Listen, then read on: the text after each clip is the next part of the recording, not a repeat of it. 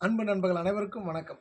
வாழ்க வையகம், வாழ்க வளமுடன். எல்லா புகழும் ஆண்டாளுக்கே. நரசிம்மன் திருவடிகளே சரணம்.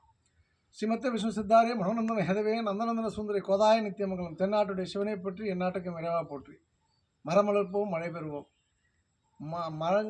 மழையினால் இந்த ஏரியா முழுதுமே, இந்த இடம் முழுதுமே மரங்களாக நிறைந்திருக்கின்றன. என்ன மரங்கள் என்று பேர் சொல்லணும் அப்படின்னு சொன்னால் அதுக்கு நான் ஒரு 30 வருஷம் இங்கே வந்து படிக்கணும்.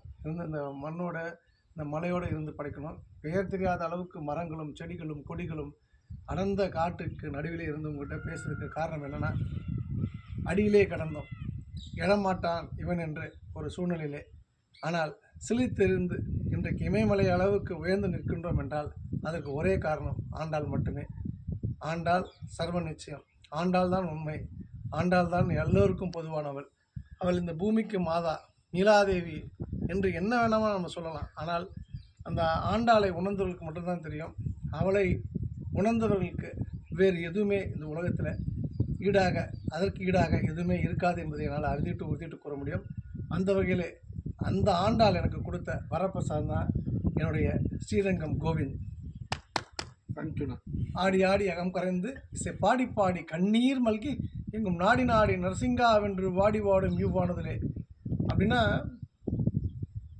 பெருமாளை வந்து நாயகாபாவத்தில் நம்மாழ்வார் தன்னை பெண்ணாக வைத்துக்கொண்டு பெருமாளை காதலிப்பதாக எழுதியிருப்பார் நம்மாழ்வார். அந்த வகையில் அந்த ஆண்டாளை இன்றைக்கு நம்மாழ்வாராக இடத்திலிருந்து காதலிக்கக்கூடிய ஒரு அற்புதமான மனிதன் திருகோவிந்தன்.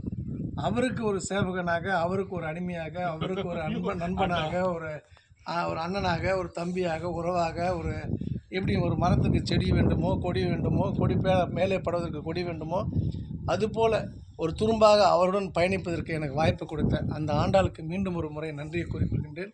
சர்வம் கிருஷ்ணார்ப்பணம். அந்த கிருஷ்ணனுக்கு எல்லாமே அந்த ஆண்டாள். அந்த வகையில் சர்வம் ஆண்டாளுக்கு அர்ப்பணம்.